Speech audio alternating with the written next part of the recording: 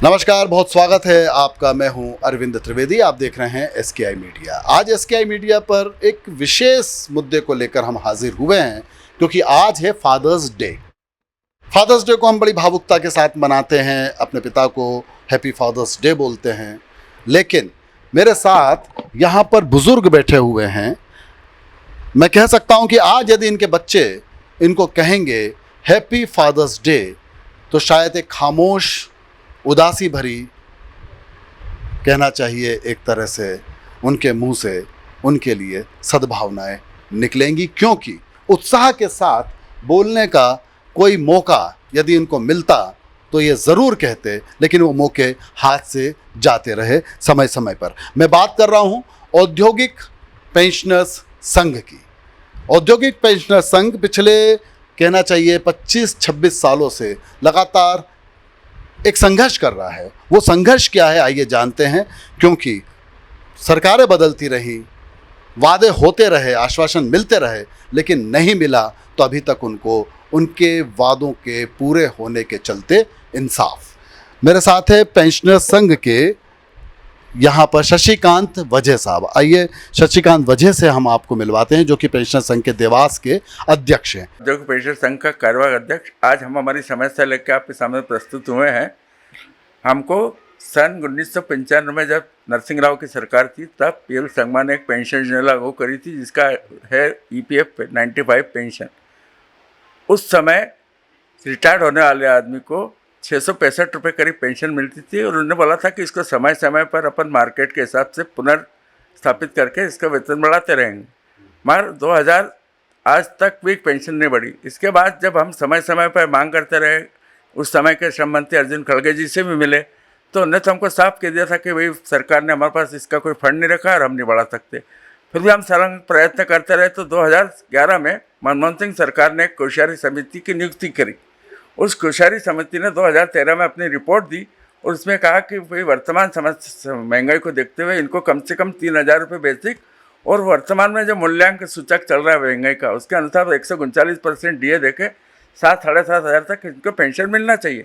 मगर उस सरकार ने राज्यसभा के अंदर यह रिपोर्ट पेश नहीं कर पाए। इसके उपरांत चुनाव आ गया। चुनाव के टाइम प्रधानमंत्री मनमोहन सिंह जी ने बोला था कि हम इसको 1000 रुपये कर देंगे, मगर वो नहीं कर पाए। उसके बाद चुनाव हो गया। जब चुनाव के टाइम भाजपा सरकार के प्रवक्ता प्रकाश जावड़ेकर जी थे, उन्होंने कांग्रेस ने इसको 1000 घोषित करी है, हमारी सरकार बनेगी तो हम इसको 3000 और कोश्यारी समिति को लागू करेंगे। मगर सरकार बनने के बाद भी आज तक इस सरकार ने हमारी तरफ कोई ध्यान नहीं दिया। हम इस संबंध में 2 बार वर्तमान श्रम मंत्री श्री गंगवाल जी से भी मिले। हमको हमारे देवास के सांसद उठवाल जी हमको ले गए थे, उन्होंने उनसे परिचय कराया, बोला इसके लिए हम कार्य कर रहे हैं। और कुल मिला के आपका कहने का मतलब ये है कि आप 95 में रिटायर हुए तो आपको 665 मिल रही है। जो व्यक्ति 2011 में रिटायर हुआ होगा उसको अब 1000 मिल रही है। जो 2014 में रिटायर हुआ होगा उसको मान लीजिए 1500 मिल रही है, तो उसको आप 1500 ही मिलती रहेगी। कुल मिला के ये स्थिति बन रही है कि जो पेंशन एक बार बन गई बस वो बनेगी, उसमें कोई टीए डीए जो बनता है, जो भी अतिरिक्त पैसा, वो नहीं बनेगा। महंगाई भत्ते का भी उसमें कोई प्रावधान नहीं है, जो मेरे को समझ में आया। क्या कहेंगे शर्मा जी आप? हम यही कह रहे हैं कि हम जब जावड़ेकर जी 2013 में जो कोश्यारी कमेटी बनी, उसमें 9 सांसद की बेंच बनी हुई थी, वो भी भाजपा के ही थे। 9 सांसद की बेंच ने, कोश्यारी जी ने ये निवेदन ये कहा था कि हम जैसे ही हमारी सरकार आई, हम इसको 3000 प्लस डीए हम देंगे, ये हमारा वादा है। और उसकी जो रिपोर्ट बनी थी, रिपोर्ट नंबर 147 वर्ष 2013, ये रिपोर्ट राज्यसभा में लंबित है और लोकसभा में भी निकल कर राज्यसभा में चली गई थी।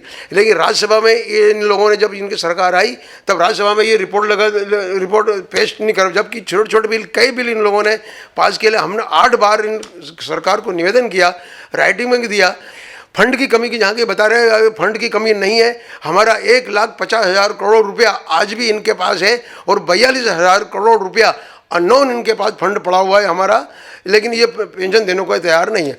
570 करोड़ रुपया इन लोगों ने एक एल&टी कंपनी है, उस कंपनी में शेयर मार्केट में लगा दिया, और वो ना तो वो ब्याज दे रही है कंपनी, और ना कंपनी इनको पैसा दे रही है। हमारा पैसा ये लोग यूज़ कर रहे हैं, और हमको पेंशन देने में इनको तकलीफ हो रही है। हम चाहते हैं कि जब आपने कह दिया था कि 2014 में हमारी सरकार आती है, तो हम 90 दिन के अंदर हम आपकी पेंशन हम 3000 रुपये पर डीए देंगे, ये हमारा वादा। लेकिन आज तक हम इसके बाद 3 बार मिले, सांसदों के साथ भी मिले, लेकिन अभी उन लोगों ने कोई इसकी पहल नहीं की और इसको ठंडे बस्ते में डालते गए है और आज तक उस राज्यसभा से ही रिपोर्ट इन लोगों ने नहीं निकाली। फिर हम ऊंटवाल जी के साथ गए, ऊंटवाल जी ने भी श्रम मंत्री से हमको मिलवाया था, तो ऊंटवाल जी के टाइम पे इन्होंने फिर वो आश्वासन नहीं दिया केवल कि हम कर रहे हैं इसको और आपको हमारे संज्ञान में है। ऊंटवाल जी के बाद फिर सोलंकी साहब आए, सोलंकी जी को हमने 3 बार संसद को हमें 3।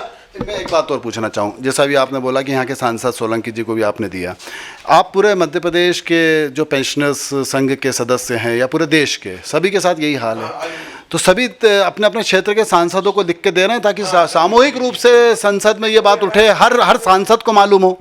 सभी राष्ट्रों के, अब जब हमारी बम्बई में बैठक हुई थी अभी 25-24 अप्रैल को, वहाँ 14 राज्यों के जो लोग आए थे पदाधिकारी, सब अपने अपने सांसदों से प्रश्नकाल चिन्ह करेंगे, सब अपने अपने सांसद के पास गए और घेराव करके सांसदों को वहाँ बुलवाया।